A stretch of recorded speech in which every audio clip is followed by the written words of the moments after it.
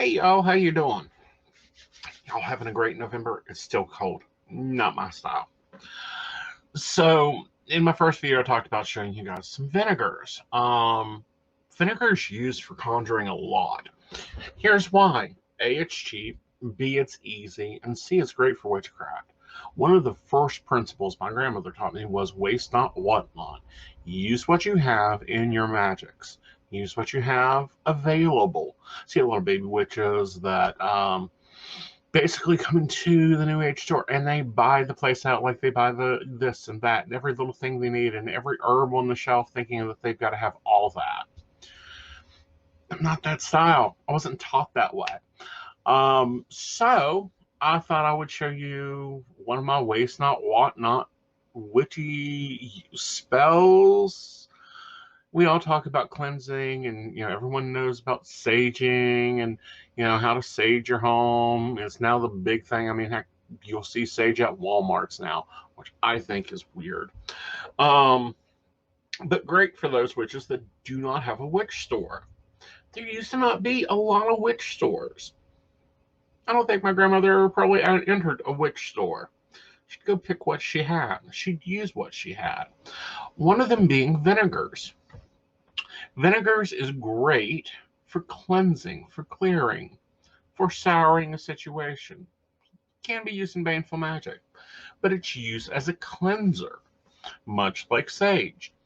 So one of the things I use in my home is what I call orange vinegar cleaner for cleansing. It's real simple. I'm going to show you how to make it, and then we'll talk about it. To make this, I normally do it during the energy of the full moon, but not dead on the full moon. Today is November 3rd. The full moon was on the 31st. The energy's still there, so we're good. So I'm going to make some, and then it'll set. Once I put it in the bottle, it'll set for a full moon cycle. So until December 3rd, and then it'll be ready to use. Housekeeping is highly important in witchcraft, and I don't think it's taught often enough. When you have a dirty house, you have a bunch of negative energy. And if you're working and manipulating energy, then you're going to have a lot of issues out of that. So for this, you need a bottle. You need orange peels. I have one orange because that's what I had for lunch. And I've got some fresh basil because I still have herbs in my office. So first I'm going to take and bruise the basil. My grandmother says treat it like an ex-husband. Bruise it, get those oils moving. Put them into the bottom of your jar or glass bottle. We all bought these water bottles. I think I've got like 20 of them now.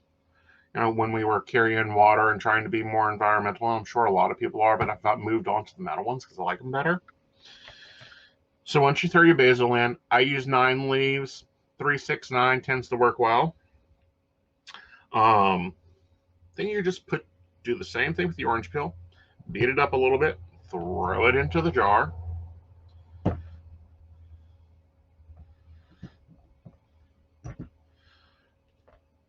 But no, magic shouldn't have to have a lot of things that you've got to order from somewhere else. Our ancestors wouldn't have done that. They were lucky if the spice train or spice salesman came by once a year. They either grew their herbs or collected them naturally. There's a few people in the community that still collect them naturally. I was gifted with some devil's tail earlier this year, and I'm still working on figuring out what I want to do with it as I let it dry. For those that have never dried herbs before, you can actually grow them in small pots, kind of like the ones behind me. There's rosemary, and I have a sage that has gone to dormancy. Hopefully it'll come back at the end of the beginning of spring. But you can definitely grow them now. Small pots in the windowsill, wonderful. Or you can grab them, beat them up, throw them in your dishes, in your cooking.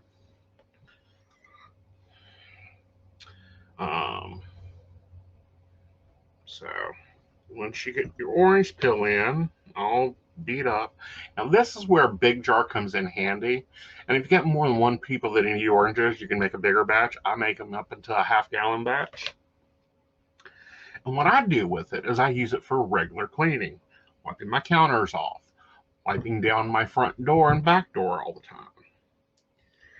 So the principles of oranges is, of course, the sun, solar energy, or gold, money, prosperity. They've also been used traditionally in love spells. So if you're cleansing a home, you wipe it out, you basically erase the energy with the sage or whatever method of cleansing you use. I've seen people even, I've used salt before forever. It's quick, it's easy. Throw it in your mop water, throw it in your bath, throw it in your body wash if you get one of those stubborn husbands that don't get you. Just mix about a cup of, about 2 tablespoons to a bottle of body wash. You'll never know it does the same effect. But when cleaning like the floors, I know a lot of people make floor washes, and there's this lovely, complicated formula. My floor wash is real easy. It's a bucket of boiling hot water, one of these, which equals out about a cup of vinegar, and about 3 dashes of Florida water. Lovely, lovely smell. Mop the whole floor with it. It'll clean out the energy. You start from the furthest point of your front door, and you mop it all the way to the front door, and then you open the front door and throw it out. Slam the door behind you so that the energy goes with it and doesn't come back on you. So once you've got, if you're using basil, you put your basil in, your oranges in, then you fill it with some vinegar. This is just Kroger specialty distilled white vinegar.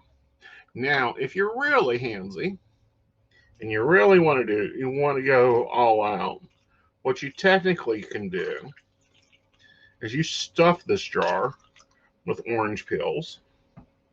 Then you put about a cup of sugar in there and just about a half cup of water, and you let it ferment. That could take up to 3 moon cycles to make vinegar. But we're in the modern era. You can buy vinegar for about $2.36. But if you got a lot of, peels and stuff, like you're, in a lovely climate where you can have orange trees growing, making your own orange vinegar would be lovely. And you just ferment it. All right. The reason we stopped carrying these is because these caps don't seal good. You have to really put attention in it. And then here's the hard part, shaking it. Every day, stop by, give it a shake, mix it up, keep it moving, get that energy cleansing building up in there. What'll happen is the oranges that have orange oil in them will release that. And the basil, which is also prosperity, but also cleansing, will release their oils because you done crushed and munched those up. Now these will turn brown, kind of a dark color. They'll get a lot darker, but the vinegar turns a beautiful orange color. It's lovely to wipe counters off, wipe your altar off, wipe your tools off, cleanse out anything, the negativity. You got a lot of drama coming to your house, you can definitely take and blend this up. Wipe that door down real good with it. That way it'll bring gold to your house and not drama and problems. That's what I do often. All right, y'all. Well, this is day 3, how to make an orange vinegar. And I will post probably some pictures of the one I've got going that's got another day on it. Probably on like my Facebook or Instagram. So, and of course, every social media, I'm Aeson Knight, AESONKNIGHT, on all of it. Instagram, Facebook, Twitter. Actually, Twitter, I'm A Knight. A Knight. So, hope you have a magical day. Come back and see us tomorrow. Be sure to be following the WEDIN tag for other videos by other creators. And bye, y'all. See you tomorrow.